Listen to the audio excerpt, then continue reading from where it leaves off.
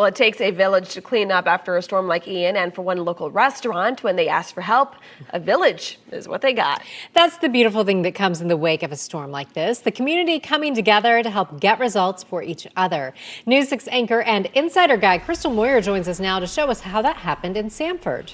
Yes, I spoke with the business owner, and she says there were so many helping hands to help clean up the mess left over from Ian. She had to actually tell volunteers to stop showing up. She says it was the community support that helped her get back in business quickly.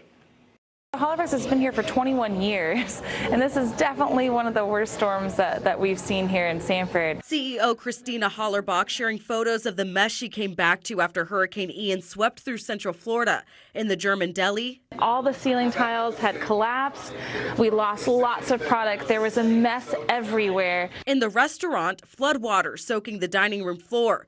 Hollerbach says she wasn't too concerned about the damage compared to other areas hit hard by Ian, leveling businesses and homes. She was one of the lucky ones. We have insurance, there's SBA loans, there's disaster relief, all that stuff can be sorted, but it's the people that I fear for the most because there's not as much there to help them as there is for maybe the business. For those people rely on people to be in here on tips to make an income. So that was my biggest concern of just getting open as quickly as possible so we could make sure we could get people back to work. So she put a call out on Facebook, seeking help from Sanford locals only. If anyone is able and willing, we could use your help. Please come to the restaurant. We were just hoping maybe 5 or 10 people would show up. 50 plus people came. We actually had to do an update to tell people to stop coming because we had enough help.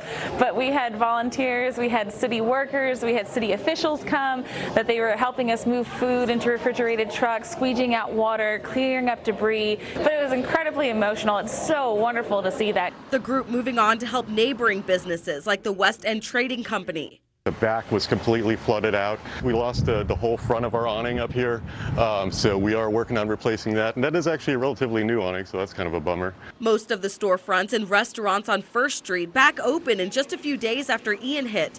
But the threat for more damage stands just a few steps away. The water level from Lake Monroe continues to rise, spilling onto the roadway and flowing back towards the businesses that just got cleaned up.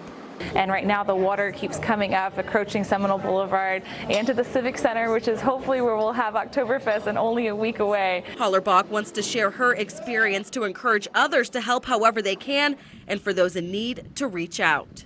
Never be afraid to ask for help. There's so many people that want to contribute in whatever way possible. And even, there's a German restaurant in Fort Myers that's gone. It's not even oh, we'll reopen eventually. The building just doesn't exist anymore. There's still going to be ways that communities can come together and find ways to make it work again. So don't be afraid to ask people for help and find ways to move on. As we continue to see some of that damage across Central Florida, it really puts things into perspective what some people, business owners, homeowners are dealing with out on the west coast of Florida. So it really puts things into perspective there. Hollerbach says she wants to spread her message of community and show that just a few helping hands can make a huge impact.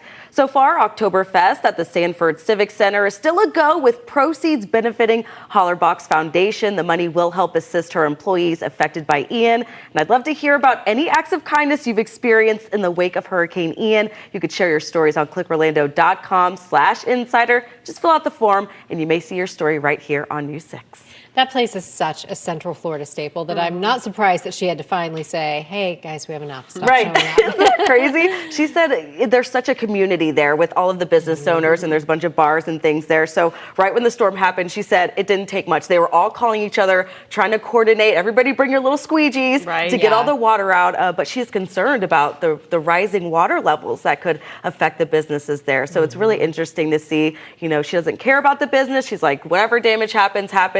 But it's those workers and their livelihoods that she's concerned about. Yeah, I mean, and that slow rise is so painstaking, because you see it go up every day. Yeah, you can watch it. It's right there. There's no rain in the forecast. How can these numbers go up? It's at St. Johns River, though. All the rain that got dumped across the south areas of the St. Johns is all streaming north. So areas like DeBary and Sanford still seeing those water levels rise, probably by about, at this point, it should be leveling off at about another quarter of a foot or so, but a quarter Crossing of a foot, my fingers. Though, it's still, heartbreaking when you see that water level continue to get closer and closer. So fingers crossed for Oktoberfest. I know it's a big event. For them. Yeah.